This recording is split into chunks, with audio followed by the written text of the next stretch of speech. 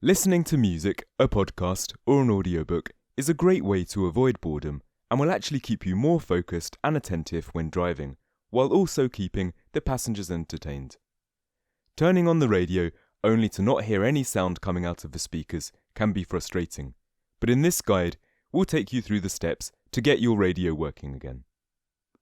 When a car stereo has no sound coming out of the speakers, the most common issue is a blown fuse, followed by loose wiring, especially with aftermarket stereo systems. How does a car stereo work? We won't burden you with the details, but it's important to understand how a car stereo works. First, we'll go through the list of components. The head unit is the face of the radio, with controls, dials, or a touchscreen. It contains all the hardware and software necessary for file reading, USB, aux, and Bluetooth connections, as well as volume controls. The amplifier does exactly what the name implies. It amplifies the signal coming from the head unit to make the sound coming from the speakers louder. Most aftermarket and stock head units come with a preamp, which is powerful enough to drive a basic set of speakers. Speakers transform the signal to create air vibrations, which we experience as sound. Wiring connects the head unit to the antenna, amplifier, and car battery. The amplifier, if present, is connected to the car battery and all of the speakers inside the vehicle. Now that you're familiar with the components, you can already make your guess as to what is causing the lack of sound. To make things easier, we'll cover all causes and, if possible, the DIY methods of fixing them. Number 1. A blown fuse. Whenever you're dealing with an electrical problem, you should always begin your inspection with the fuse box. It doesn't matter if it's the windscreen wipers, headlights, or the car stereo. Fuses are very easy to check and the best problem to have, considering how cheap they are. Fuse boxes have no universal mounting spot, so to find yours, do a quick Google image search. It can be located inside the engine bay next to the battery or below the windshield underneath a protective cover. The fuse box can also be below the steering wheel on the left side of the front cabin divider or underneath the center armrest.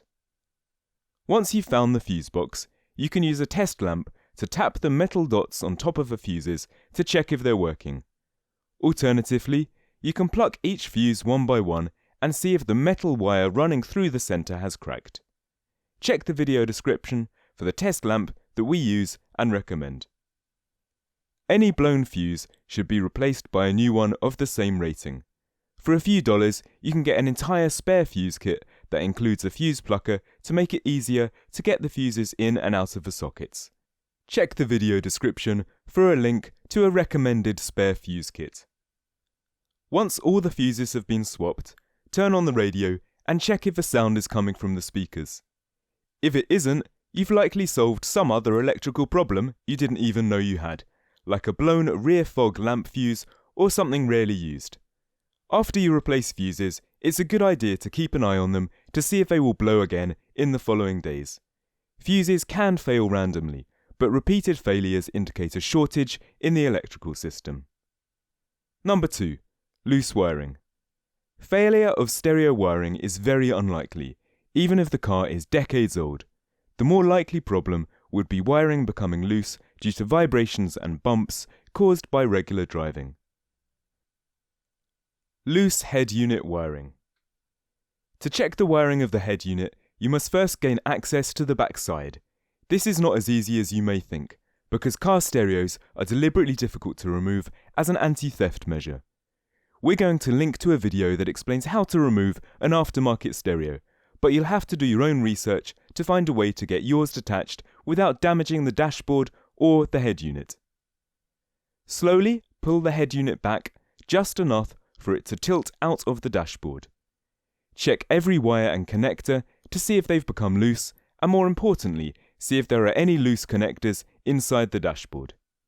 Keep in mind that they could be deliberately left disconnected, so check the installation manual for your head unit for the exact number and type of connectors it takes.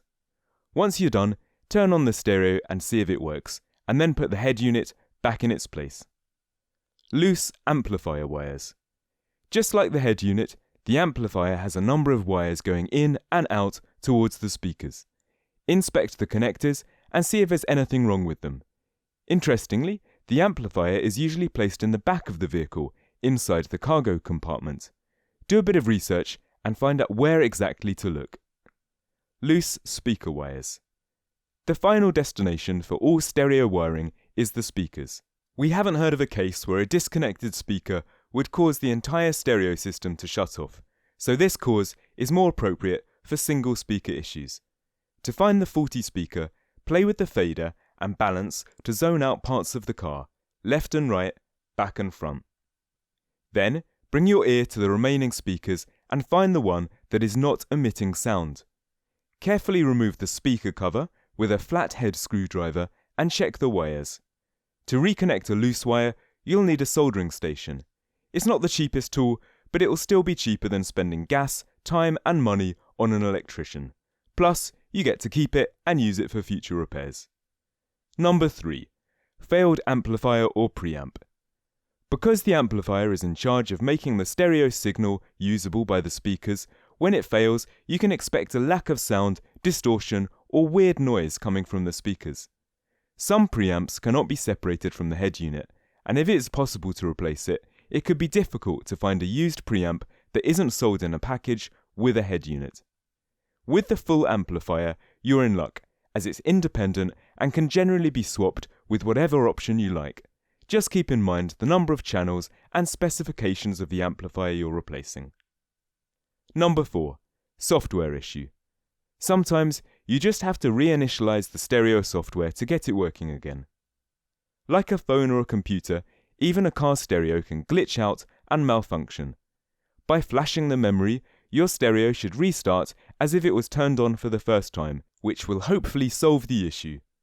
It's possible that someone with access to the car played with the settings and messed up the audio balancing, so you can check the settings before flashing the memory to save your data. Now that we've covered the main causes and fixes, here are some frequently asked questions that we get asked. Is there a fuse for car speakers? Car speakers don't always have a fuse, but the head unit and amplifier do. If a short happens anywhere in the system, the fuse will be blown to prevent damage and electricity cause fire. Can a blown fuse cause speakers to not work? Yes, because the fuse is an intentional weak spot in the electrical system. If there's a power surge or a short, the fuse will fail and disconnect the circuit to prevent any other, far more expensive components from failing. Fuses can fail randomly, but they usually indicate a problem with the wiring or power supply. Why is one of my speakers not working? Check the balancing settings of the stereo system, because car stereo allows you to completely shut off sound from either side. If that's not the case, then it's either loose wiring of the speaker or the speaker itself has failed. Can a fuse blow for no reason? Even though they're quite reliable, it's possible for a fuse to blow randomly like any other component. As we've mentioned before, you should still keep an eye on the fuses to be certain it was a random failure and not an electrical problem. How long do fuses last in a car? Car fuses can last years, if not decades, without ever failing, providing that the fuse box is kept dry and there are no imperfections in the electrical wiring and components. To summarize what we talked about in this video, if you're not getting any sound from the speakers while the stereo appears to work just fine, check the fuse box and wiring. If neither is responsible for the problem, it could be that the preamp or amplifier has failed and needs to be replaced. Before purchasing a new unit, reset the stereo settings to make sure it's not a software issue. We hope this video helped. Thank you for watching. Don't forget to like and follow so you don't miss any of our videos.